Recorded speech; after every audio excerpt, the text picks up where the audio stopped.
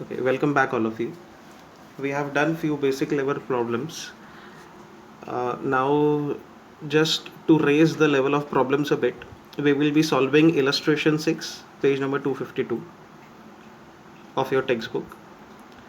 Before we read out this question, some facts about the hire purchase financing should be known to you. Let us understand. Uh, Students normally interest is an expense and depreciation is also a revenue loss for the businessman.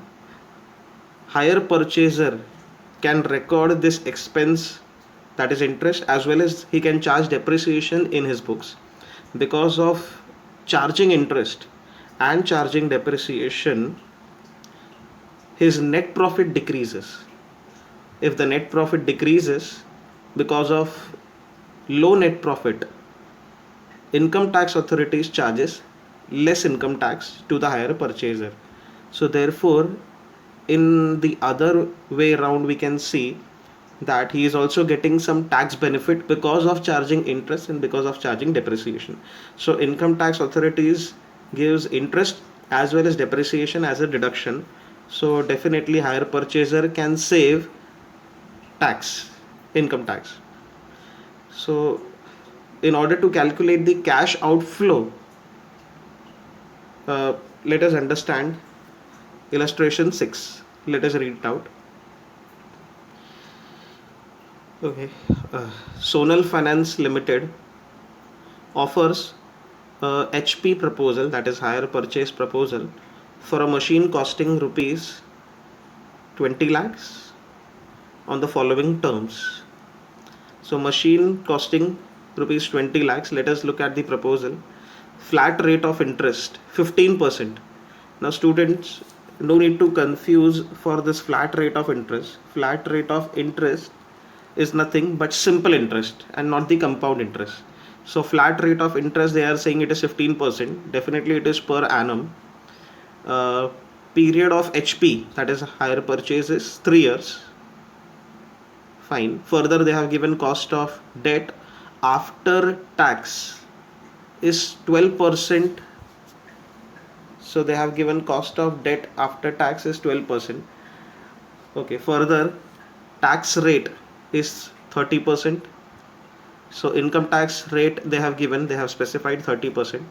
Depreciation as per fixed installment method. Now students, here hire purchaser is allowed to charge depreciation on the asset which he is purchasing as per hire purchase act, and therefore depreciation he is going to charge as per fixed installment method. They are saying salvage value of the asset is provided rupees 2 lakhs. Salvage value of the asset is that value uh, at which the asset can be scrapped, basically after completion of the estimated life of the asset. So here we can assume that the estimated life of the asset is 3 years. Estimated life of the machine is 3 years. After 3 years, the machine can fetch this salvage value or scrap value rupees 2 lakhs. Further, point number 7, they have given PV of rupees 1 at 12%. Okay, PV is the present value of rupee 1 at 12%. We have seen this in some previous chapters like capital budgeting. This is nothing but the discounting factor provided, 12%.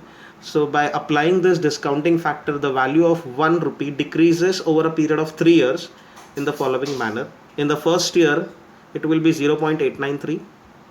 Second year, they have given 0.797, and third year 0.712, that means 0.712. So the value of 1 rupee decreases at the rate of 12%. Further, they have given find out the present value of cash outflow. So let us see how the present value of cash outflow can be calculated. Students, here you may feel that the cash outflow is 20 lakhs, but in order to calculate the present value of cash outflow, let us look at the procedure how we can find it out.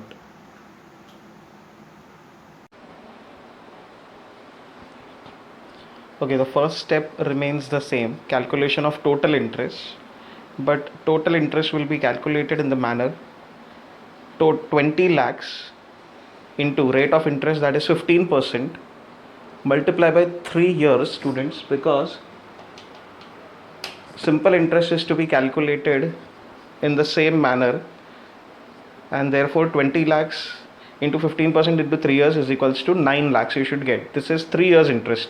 Now higher purchase price can be calculated as follows: cash price plus total interest of 3 years. So for 3 years the higher purchaser will pay cash price, that is 20 lakhs, plus 9 lakhs, that amounts to rupees 29 lakhs.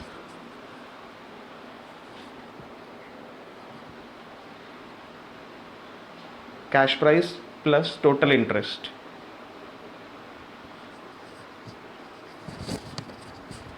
So 29 lakhs. Okay, it is simple interest. So simple interest is rupees 9 lakhs for 3 years. Now 29 lakhs should be divided into 3 years, which is also known as equated annual installments. It is similar to EMI, that is equated monthly installments. These are equated annual installments. So 29 lakhs will be divided by 3 years. We will get 1 year installment. So 9,66,667 per year. This will be the equated annual installment. So every year we have to pay, or hire purchaser have to pay this much amount, 9,66,667. Now students, the most important thing here which we should know is that the interest rate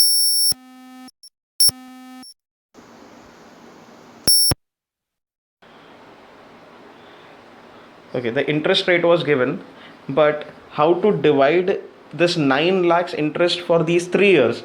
Then we have done this method earlier also, SOYD, sum of years digits method. So we will divide the interest in the ratio of 3:2:1. SOYD method, it is also known as. So first year, second year and third year, it will be divided in the ratio of 3:2:1. Interest is rupees 9 lakhs. If you divide this in the ratio of 3:2:1 students, it comes to rupees 4,50,000 for first year. Then it will decrease rupees 3 lakhs and then 1,50,000 in the third year. So interest will go on decreasing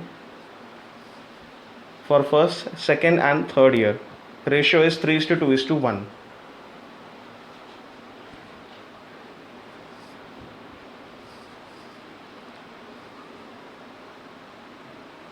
Okay, now next step is calculation of depreciation, students. So depreciation is a loss for the hire purchaser. Depreciation is to be calculated under straight line method. This time, because it was mentioned in the question, formula is depreciation is equals to cost minus estimated scrap value upon estimated life of the asset. This formula we have seen several times before this also. Cost minus estimated scrap value upon estimated life of the asset. So let us put the values also in the formula. Depreciation per year we can calculate. Cost of the asset 20 lakhs minus estimated scrap value, which was given in the question. In the question they have mentioned salvage value, that is nothing but scrap value only, rupees 2 lakhs. Upon estimated life, we have to assume here as 3 years, students. So estimated life we have to assume 3 years. Let us calculate. I believe 18 lakhs upon 3 years. You should get finally depreciation as rupees 6 lakhs per year. So under straight line method, 6 lakhs rupees per year will be the depreciation for all the 3 years. So in the first year 6 lakhs, second year 6 lakhs and third year also 6 lakhs. Now finally, calculation of COAT, that is cash outflow after tax. Definitely outflow of cash we have to calculate.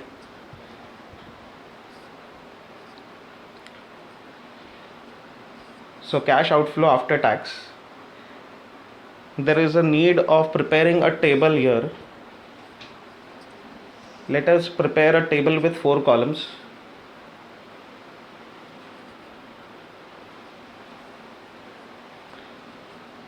Particulars,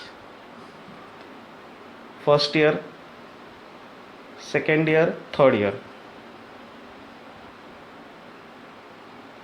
So particulars year 1, year 2 and year 3. In this manner, we will prepare one table in order to calculate the cash outflow for the 3 years. Since we have to find out present value of cash outflow, let us see. First, obviously installment is the outflow of cash. So for all the 3 years, installment amount is same, 9,66,667.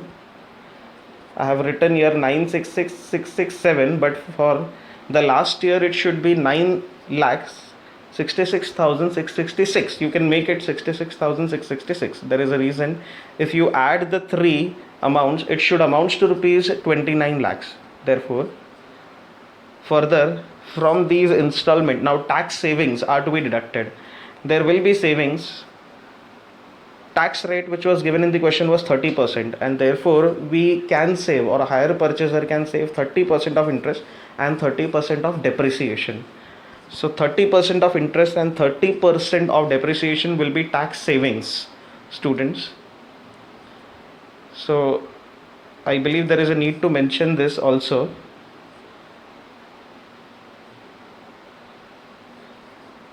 It is to be subtracted since these two are savings, 30% of interest and 30% of depreciation. Interest, we have seen, it was 4,50,000 we have calculated. 30% will be 1,35,000. Then for year 2 it was 3 lakhs, and therefore 30% will be 90,000. And for last year it was 1,50,000. 30% will be 45,000.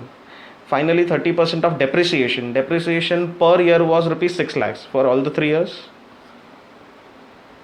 Okay, I am making one alteration here for tax savings. So both these are tax savers. 30% of interest and 30% of depreciation is to be deducted because we are saving our tax. Now 30% of depreciation, let us calculate that. Depreciation was 6 lakhs. 6 lakhs into 30% will be 1,80,000 for first year, for second year as well as for third year. It is same. So 30% of depreciation, 1,80,000. Let us subtract now.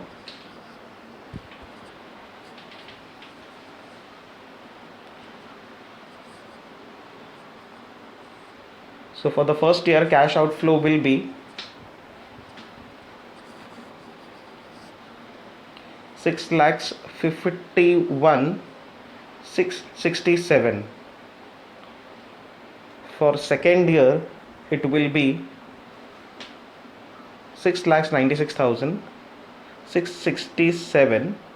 But for last year, it will be 7,41,666. Actually, it will be. So I am making some change here. It will be 666.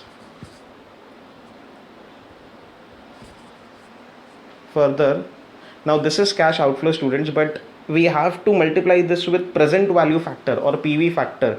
PV factor this time was given in the question. It can also be calculated.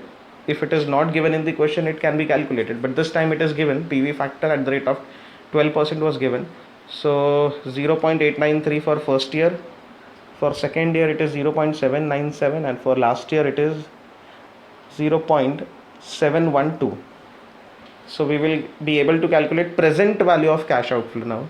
Present value of cash outflow can be calculated by multiplying cash outflow into PV factor. So cash outflow into PV factor, 651,667 into 0.893 comes to 581,939. Then again for second year we have to multiply 355,244, and for last year 741,666 into 0.72 we will get 5,28,000. And finally, total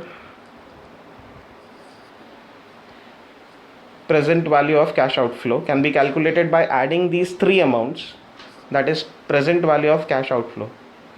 So by adding the above three amounts, we will get 14,65,249. 14,65,249.